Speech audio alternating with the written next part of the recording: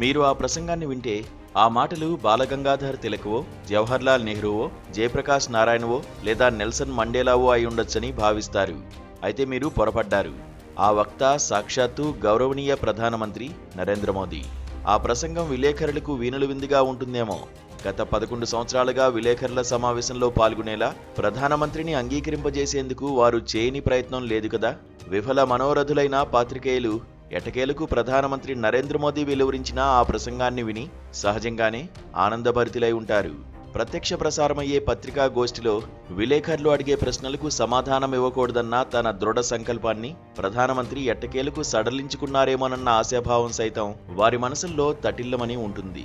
తాము ఇక నిరంతర జాగ్రత్తగా ఉండవలసిన అవసరం లేదని, తమ అభిప్రాయాలను ఒకవైపు లేదా మరోవైపు అనే పదబంధాలతో వివరిస్తూ సమతుల్య సంపాదకీయాలు రాయవచ్చనే భరోసాను సంపాదకీయ రచయితలకు ప్రధానమంత్రి ప్రసంగం కలిగిస్తోంది. ఆయన మాటలు వ్యంగ్య చిత్రకారులకు కూడా ఎనలేని ఉత్సాహాన్ని కలిగిస్తాయి. ఎవరినీ వదలవద్దు, ప్రధానమంత్రిని సైతం విడిచిపెట్టవద్దు అన్న వివేకవంతమైన మాటలను గుర్తు చేసుకుంటూ కార్టూనిస్టులు తమ పెన్సిళ్లకు పదును పెడతారు. అవి జాలువార్చిన గీతలు, వ్యాఖ్యలు ప్రజలు తమ పాలకుల అవివేకానికి, అధికార ఔద్ధత్యానికి పగలబడి నవ్వుకునేలా చేస్తాయి. పాఠక మహాశయ, నన్ను క్షమించు, నేను ఏమి చేస్తున్నానో నాకు తెలుసు అన్న ప్రార్థనతో సమాజ యథార్థాలను ఎత్తి చూపిన వార్తలు, వార్తా వ్యాఖ్యలు అనేకాన్ని చెత్తబుట్టపాలు చేసిన ఎడిటర్లకు ఆ మాటలు తమ అసలు విద్యుక్త ధర్మ నిర్వహణకు ప్రోత్సాహకరమైన పిలుపవుతాయి.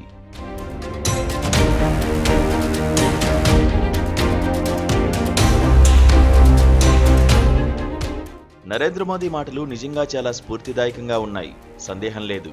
రామనాథ్ గోయింకా అవధల దాల్చిన ఆదర్శం సాహసోపేత పాత్రికేయం. ఆ ఆదర్శమే ఆయన నెలకొల్పిన వార్తాపత్రికకు మార్గదర్శక ధర్మసూత్రమైంది. ప్రతిరోజు ఆ పత్రిక మాస్ట్ హెడ్లో భాగంగా ఉంటోంది. రామనాథ్ గోయింకాను కొనియాడుతూ ప్రధానమంత్రి ఇలా ఉద్ఘాటించారు. రామనాథ్ గోయింకా బ్రిటిష్ పాలకుల నిరంకుశత్వానికి వ్యతిరేకంగా దృఢ వైఖరితో వ్యవహరించారు. బ్రిటిష్ వారి ఆదేశాలను పాటించడం కంటే తన పత్రికను మూసివేసేందుకే ప్రాధాన్యమిస్తానని ఆయన ఒక సంపాదకీయంలో స్పష్టం చేశారు.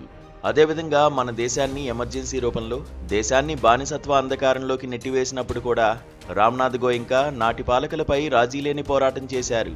ఎమర్జెన్సీ విధించి 50 సంవత్సరాలైన సందర్భంగా ఈ ఏడాది జూన్లో దేశ ప్రజలందరూ ఆ చీకటి రోజులు గుర్తు చేసుకున్నారు. బాగా చెప్పారు. అయితే నేటి పత్రికా రంగంలో ఉన్న వాస్తవ పరిస్థితులేంటి? భారతదేశ ప్రముఖ వార్తాపత్రికలు భారత స్వాతంత్ర్య పోరాటంలో ప్రభవించినవే. ఆ మహోన్నత పోరాట లక్ష్యాలు, ఆదర్శాలతో స్ఫూర్తి పొందినవే.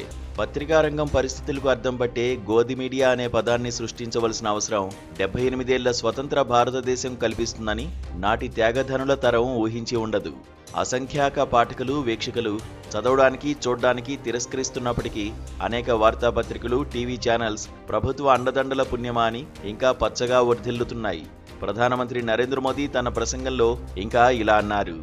రామనాథ్ గోయింకా సదా సత్యం పక్షాన నిలబడ్డారు. తనను వ్యతిరేకిస్తున్న వారు ఎంత శక్తిమంతులైనప్పటికీ తన విద్యుక్త ధర్మ నిర్వహణకే ఆయన అధిక ప్రాధాన్యమిచ్చారు.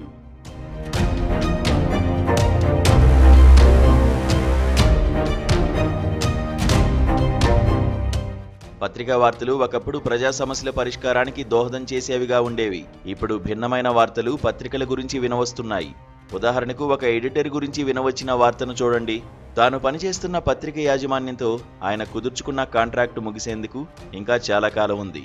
అయితే ఒక రోజున ఉన్నపాటుగా ఆయనకు మిగతా కాంట్రాక్టు కాలపు వేతన భత్యాల మొత్తానికి సంబంధించిన చెక్ అందింది. అదే రోజు సాయంత్రానికి బాధ్యతలను కొత్త ఎడిటర్కు అప్పగించి ఇంటికి వెళ్లిపోవాలని యాజమాన్యం నుంచి ఆదేశమూ జారీ అయింది.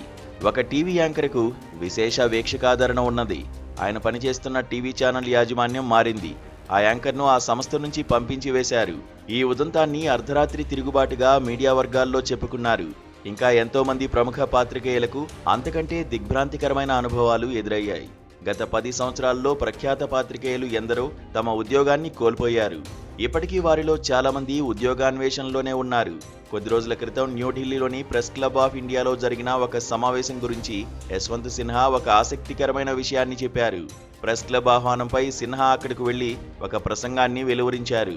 ప్రసంగం అనంతరం పాత్రికేయులతో ఆయన పిచ్చాపాటీ చేశారు. ఆ సందర్భంగా ఆయన తాను అప్పుడప్పుడు చేస్తున్న ప్రకటనల గురించి ఎలాంటి వార్తలు రావడం లేదని మృదువుగా మందలించారు. ఆయన మాటతో ప్రతి ఒక్కరూ మౌనం వహించారు. చివరకు ఒక యువ పాత్రికేయుడు ఇలా అన్నాడు. యశ్వంత్ సిన్హా గారు, మీ ప్రకటనలపై నేను వార్తలు రాస్తాను. నేను గనక ఉద్యోగాన్ని కోల్పోతే నాకు మరెక్కడైనా ఒక ఉద్యోగాన్ని ఇప్పించగలరా?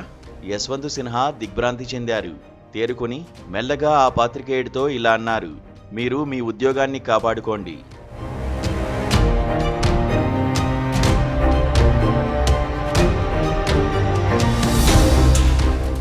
నేను ఒక సాయంత్రం ఒక చిన్న రెస్టారెంట్కు పాత్రికేయ మిత్రుడు ఒకరితో కలిసి డిన్నర్కు వెళ్ళాను. మేము విందులో ఉండగా రాత్రి 10 గంటల సమయంలో ఆ పాత్రికేయుడికి అతని కార్యాలయం నుంచి ఫోన్ కాల్ వచ్చింది. తక్షణమే ఇంటికి వెళ్లాలని, అక్కడ ఓబీ వ్యాన్ వేచి ఉన్నదని, ముందుగా సిద్ధం చేసి ఉన్న ఒక ప్రకటనను చదవాలనేది ఆయనకు అప్పగించిన పని. ఈ సందేశం అందిన వెంటనే నా పాత్రికేయ మిత్రుడు ఇంటికి వెళ్లేందుకు సిద్ధమయ్యాడు. ఇప్పటికే గృహానికి చేరిన మరో విలేకరికి ఆ బాధ్యత అప్పగించండని మీ బాస్కు చెప్పవచ్చు కదా అని నేనన్నాను. నా తల్లిదండ్రులు వృద్ధులు, నాపై ఆధారపడి ఉన్నారు. పైగా నేను చెల్లించవలసిన రుణాలు కూడా ఉన్నాయి అంటూ నా మిత్రుడు విధి నిర్వహణకు వెళ్లిపోయాడు. కొంతమంది పాత్రికేయులు అత్యాశాపరులు. వారే వృత్తి జీవితంలో వృద్ధి చెందుతూ ఉంటారు. ఈ అత్యాశాపరులు విచిత్రమైన వార్తలు సృష్టిస్తారు.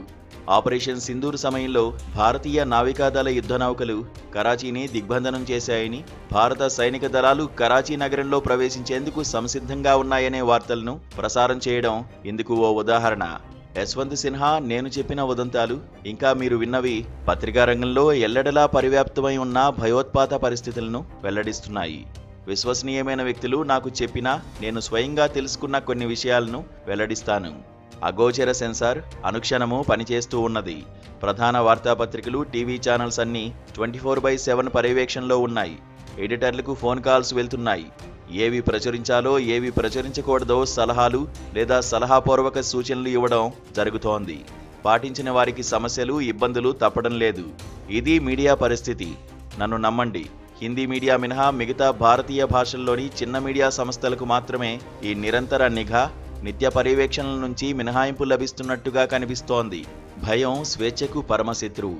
భయంతో రాజీపడిన మీడియా లేదా నిర్భీతితో తలెత్తుకుని నిలబడే మీడియా, భారత్ ముందు 2 దారులు ఉన్నాయి. భయం గల మీడియా ప్రజాస్వామ్యాన్ని రక్షించలేదు.